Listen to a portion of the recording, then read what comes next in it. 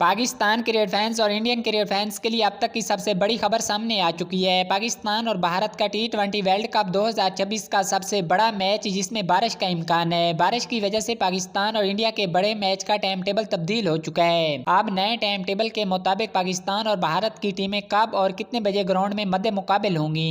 Match का नया time table schedule क्या है। नए टाइम टेबल के मुताबिक पाकिस्तान और भारत का ये बड़ा मुकाबला कब और कितने बजे शुरू होगा।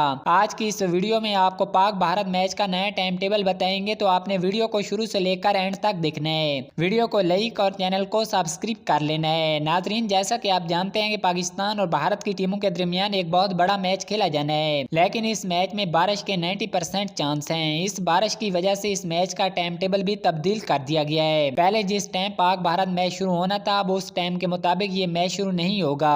अब मैच का जो नया टाइम टेबल सामने आया है, अब नए टाइम टेबल के मुताबिक पाकिस्तान और भारत की टीमों के दरमियान ये बड़ा मैच 15 फरवरी को पाकिस्तानी टाइम टेबल के मुताबिक शाम 7 बजे परमदासा क्रिकेट स्टेडियम में शुरू होगा।